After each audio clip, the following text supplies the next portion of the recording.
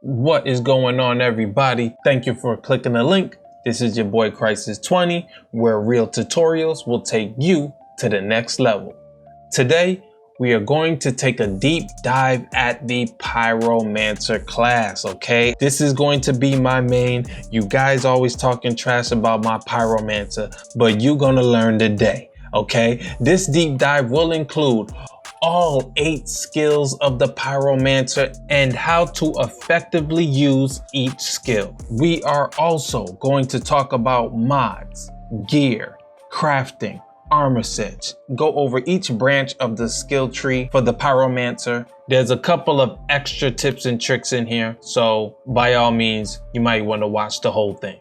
This is what you guys will be learning today.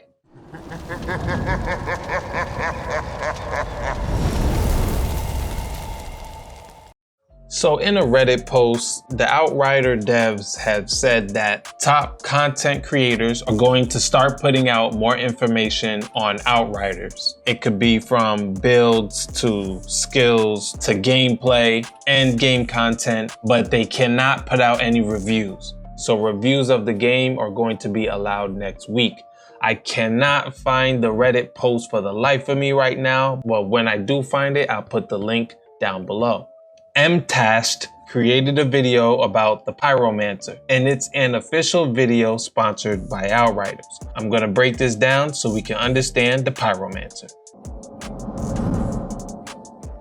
First up, let's talk about the Pyromancer's melee. Meleeing with the Pyromancer is important because when you melee, you ignite your enemy. Now, when you sprint and then use the melee button, you then do an area of effect, which we call AoE, and anybody within that range gets ignited as well. One of the reasons of why your melee is important is because you are marking your enemy. You're inflicting burn on your enemy within a small radius. You need to mark enemies because when you kill enemies that are marked, you then can heal your Pyromancer. When you do ignite abilities, explosion abilities, or ash abilities, as long as you kill them when they're marked, you get your 24% of max health back. Let's talk about skills. Your first Pyromancer skill is going to be called Heat Wave. It's your most versatile skill. Now, one thing I did notice when watching this, the Heat Wave in endgame and the Heat Wave in the demo, they're completely two different visuals. When I played the demo, the Heat Wave looked small and covered a small area. But it seems like when you get to endgame, the Heat Wave is a lot taller and it covers more area. All right, so here's the Heat Wave in the demo. Here's the Heat Wave in the endgame. There's a pretty dramatic difference between the two. Next up, we have Feed the Flames. Feed the Flames sort of reminds me of Mortal Kombat's Scorpion. Get over here!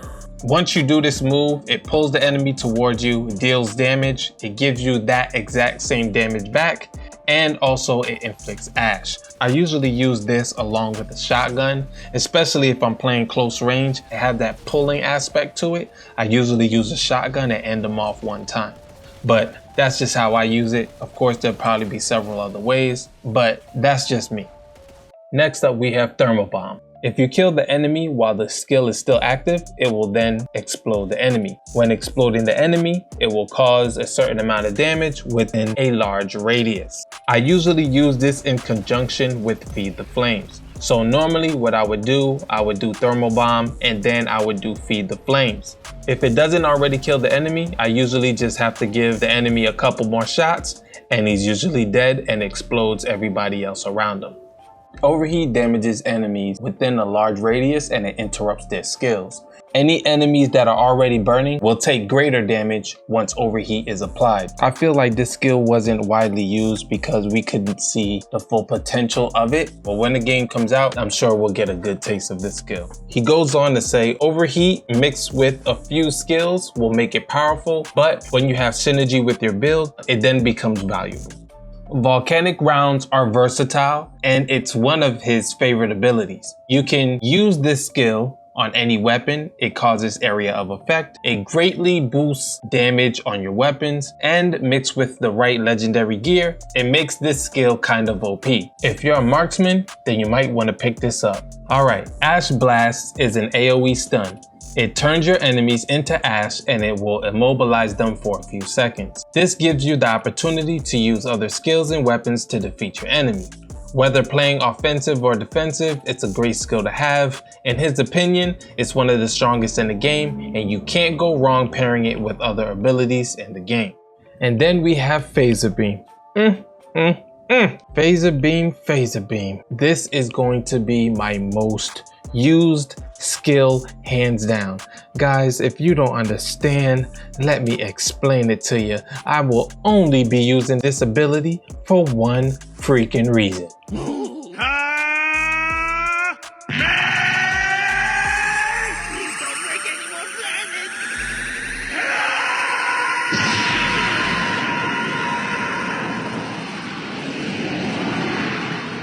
Alright, so Phaser Beam is an energy beam that deals a certain amount of damage that benefits from 150% of status power.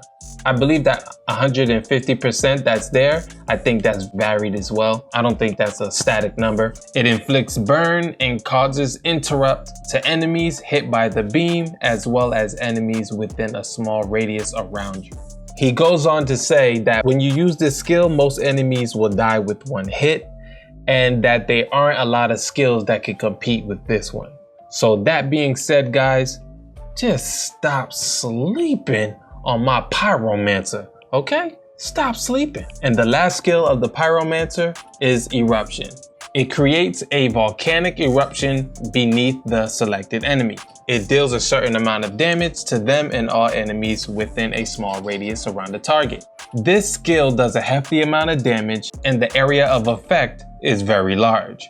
It might be one of the most popular skills used with the Pyromancer. Now, this skill is most likely to be used when enemies are undercover and when enemies are bunched up together. This skill is also in the Fire Witch build, and I will be covering that in a later video. So stay tuned, subscribe, and tap that notification bell to see that video. As you progress through the game, you want to look for mods on your gear that match the skills you are using. Some mods will boost the damage of that particular skill, and some will make you use that skill multiple times. If you're not finding the skills you need, you can always craft mods from old armor and apply them to new ones. So let's say if you want to have a particular skill multiple times, you can do that.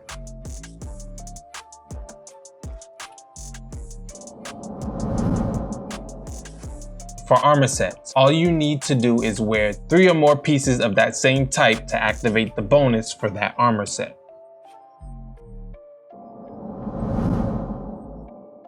In regards to the Pyromancer's tree, the top tree, Ash Burner, is for immobilizing enemies and weapon damage. The middle tree, Firestorm, is for igniting enemies and to keep them burning. The bottom tree, Tempest, is for exploding enemies to kill them with one hit. Here is an example of all the nodes chosen to complete the Firestorm build.